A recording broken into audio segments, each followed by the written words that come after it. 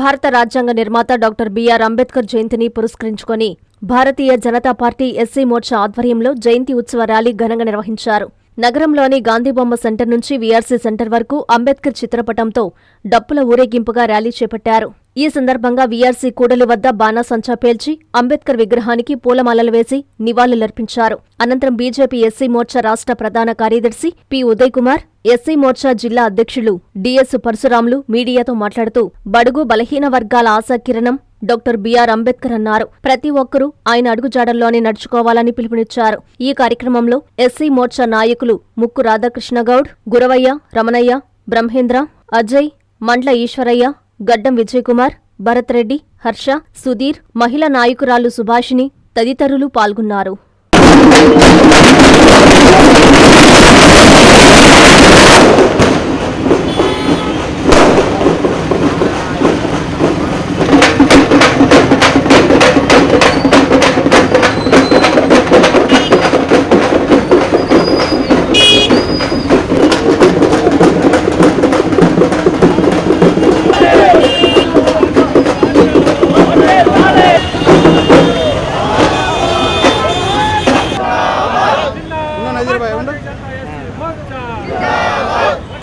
అందరికీ నమస్కారం.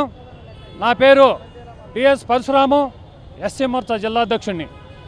ఈరోజు భారతీయ జనతా పార్టీ ఎస్సీ మోర్చా ఆధ్వర్యంలో మన భారతరత్న డాక్టర్ బాబాసాహెబ్ అంబేద్కర్ గారి 135వ జయంతిని జరుపుకుంటున్నాం.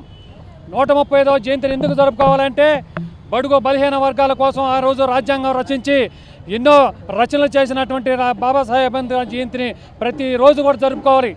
ఎందుకంటే మన దేశంలో ఆ రాజ్యాంగ ఫలాలే ఈరోజు కూడా ఇంకా అందకుండా ఉన్నాయంటే దానికి కారణం రాజకీయ పార్టీలు మాత్రమే.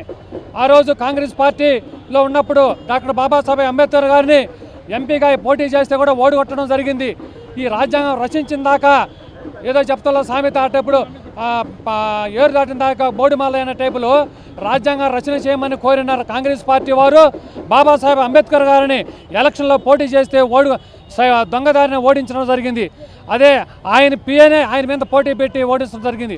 అందువల్ల భారతీయ జనతా పార్టీ నరేంద్ర మోడీ నాయకత్వం వచ్చిన తర్వాత బాబాసాహెబ్ అంబేద్కర్ గారి సెంటర్ హాల్లో ఫోటో పెట్టడం కానీ, భారత రత్న ఇచ్చేదానికి సహాయం చేయడం కానీ, అదే పంచతీర్థాల పేరుతో 5 సెక్టార్లలో చదివిన దగ్గర, చనిపోయిన దగ్గర, మన భూమి దగ్గర, అదేవిధంగా మనకు బౌద్ధ మతం తీసుకున్న ప్లేసులు 5 ప్లేసుల దగ్గర ఆయనకి పంచతీర్థాల పేరుతో బాగా పారిశ్రామికంగా అభివృద్ధి చేసి పర్యాటకంగా అంతా కూడా గ్రంథాలయాలు ఏర్పాటు చేయడం జరిగింది.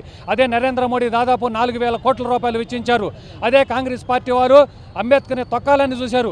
అందువల్ల దేశంలో భారతీయ జనతా పార్టీ వల్లనే బడుగు బలహీన వర్గాలకి అన్ని ఫలాలు అందుతున్నాయని, అదే నరేంద్ర మోడీ గారి పిలుపు మేరకే, రాష్ట్ర అధ్యక్షుడు పిఎన్ మాధవ్ గారి పిలుపు మేరకు, మా అధ్యక్షుడు పండితుల సురేష్ గారి ఆదేశాల మేరకు ముందస్తుగా అంబేద్కర్ జయంతిని చేయాలి 13వ తారీఖున అని చెప్పి చెప్పడం జరిగింది.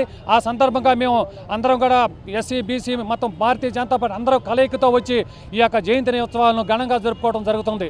రాష్ట్ర ప్రధాన కార్యదర్శి ఎస్సీ మోర్చా భారతీయ జనతా పార్టీ యొక్క ఆధ్వర్యంలో డాక్టర్ బాబాసాహెబ్ యొక్క అంబేద్కర్ యొక్క జయంతి ఉత్సవాలను ఎస్సీ మోర్చా ఆధ్వర్యంలో ముఖ్యంగా పివిఎన్ మాధవ్ గారు రాష్ట్ర అధ్యక్షుడు అయినప్పటి నుంచి కూడా ఈ యొక్క జయంతి ఉత్సవాలని ఘనంగా నిర్వహించాలని చెప్పేసి ఈసారి నిర్ణయించుకోవడం జరిగింది.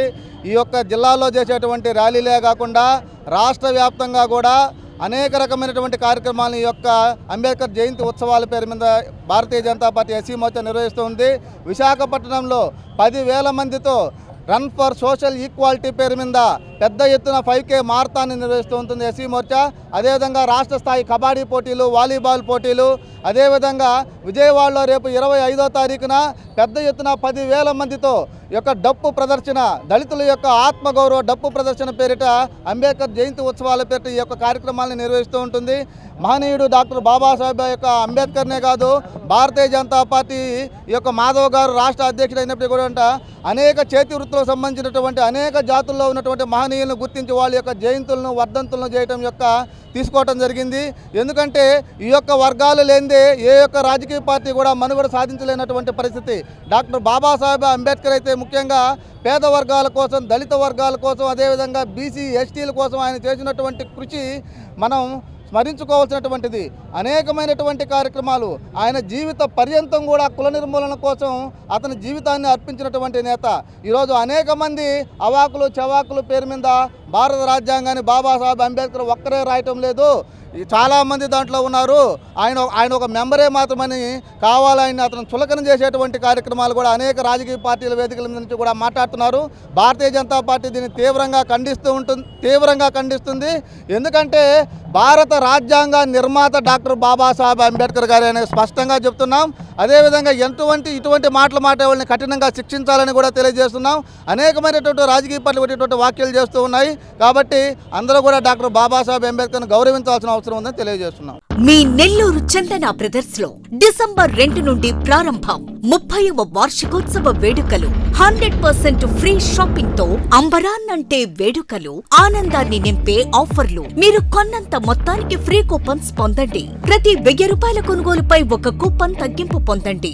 అన్ని రకాల వస్త్రాలపై అప్ టు 50% ఆఫ్. ప్రత్యేక కౌంటర్లలో 1+1, 1+2 మరియు కాంబో ఆఫర్స్. 399 రూపాయలకే 2 ఫ్యాన్సీ సారీస్, 1499 రూపాయలకే 2 దేవయాని పట్టు సారీస్, 699 రూపాయలకే 3 ట్రాన్సీ లెగ్గిన్స్, 1399 రూపాయలకే 2 పాటియాలా సెట్స్, 499 రూపాయలకే 5 బాయ్స్ షర్ట్స్ లేదా టీ షర్ట్స్, 399 రూపాయలకే 3 కాటన్ ఫ్రాక్స్, 999 రూపాయలకే 4 bottle T shirts. Raymond, Arvind, Reid and Taylor brands పై అప్ టు 49% ఆఫ్. విచ్చేయండి Chandana brothers, trunk road, Nellore.